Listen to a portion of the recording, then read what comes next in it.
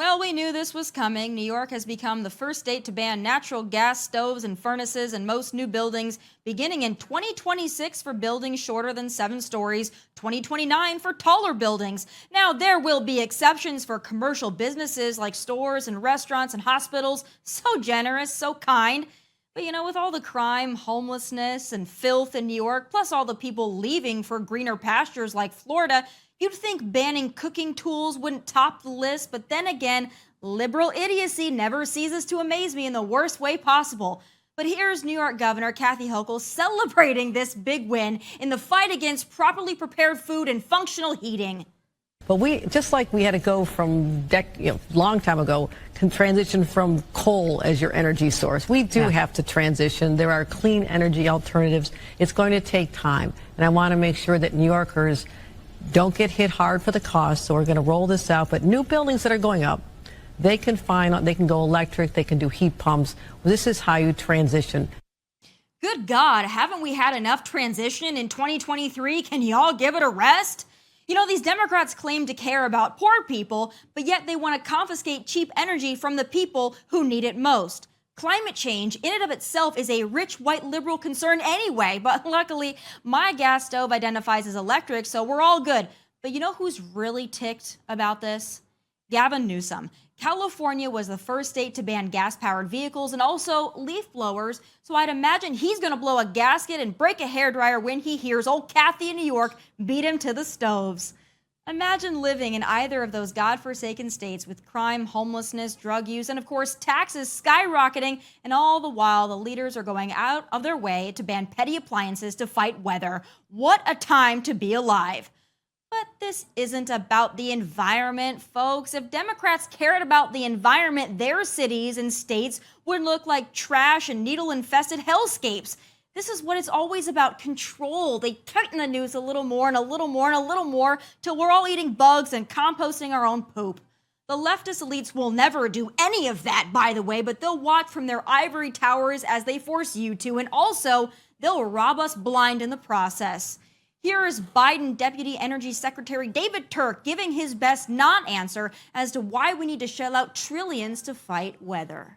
And if we spend $50 trillion to become carbon neutral in the United States of America by 2050, you're the Deputy Secretary of Energy. Give me your estimate of how much that is going to reduce world temperatures. So first of all, it's a net cost. It's what benefits we're having from getting our act together and reducing all of those climate benefits. We're seeing. Let me ask again. Maybe I'm not being country. clear. If we spent $50 trillion to become carbon neutral by 2050 in the United States of America, how much is that going to reduce world temperatures? This is a global problem, so we need to reduce our emissions, and we need to do everything we can. How much, if we do our part, is it going to reduce world temperatures? We're 13% of global emissions. You don't know, do you? You don't know, do you? You can do the math. We need to. You don't know, do you, Mr. Secretary? So we're 13% of global emissions. If you know, why won't you tell me? If we went to zero, that would be 13%. You don't know, do you? You just want us to spend $50 trillion, and you don't have the slightest idea whether it's going to reduce world temperatures. No, he doesn't know because this is a load of BS. All of it. The federal government can't solve homelessness, but for $50 trillion, they want us to believe they can solve weather? I don't freaking think so. So pause off our gas stoves and our cars and our leaf blowers. Oh, and our freaking kids too. Now, you may have heard the U.S. military is struggling with recruitment right now, partly because of the lingering impact of the COVID vaccine mandate, partly because our commander-in-chief is a vegetable, and partly because the military has gone from a fighting force to a social experiment. So the federal government stepped in to, make it 20 times worse. Here is the U.S. Navy's new non-binary drag queen digital ambassador hired to recruit God only knows what into the armed services.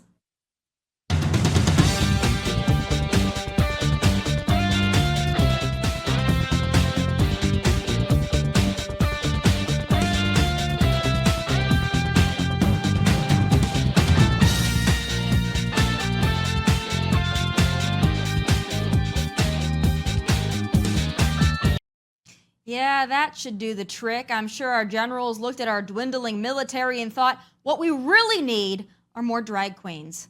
You know, military recruiters know their audience less than Bud Light at this point, and it shows. But you know, I don't get it. How is Joe Biden planning to defend Ukraine's border with this strategy? There are a lot of career paths that may allow for social experimentation. The U.S. military is not one of them. You know, we might all get nuked by China or Russia or Iran, but at least we will die inclusive. But why should we be surprised by any of this? This narrative has been embraced by Hollywood, academia, sports, and the mainstream media, so why not the military at this point? What's next, children's libraries? Oh wait, that's already a thing, and Chelsea Clinton, the spawn of Hillary, is all for it. She's my loser number 2 this week after putting out this tweet, lamenting over the fact some decent leaders want to keep gay porn depictions out of children's libraries. The horror! The book she showcased in her tweet to prove her point is titled Gender Queer, and yes, it features sexually explicit material. And while I do feel bad showing this to you, I think the point needs to be made to all the dim light bulbs out there who argue conservatives just want to ban innocent things and the word gay. No, this is not that. This is this. Are you disgusted? Because I'm repulsed, like I could literally throw up. This filth doesn't belong in children's spaces. It belongs in gay book clubs or in the trash can, but not in the hands of children. This is the world we now live in, folks, where gay porn and drag queens for kiddos is forcibly tolerated and the national anthem is offensive. I kid you not. Trigger warning, the video I'm about to show you terrified some liberal idiots. Play it.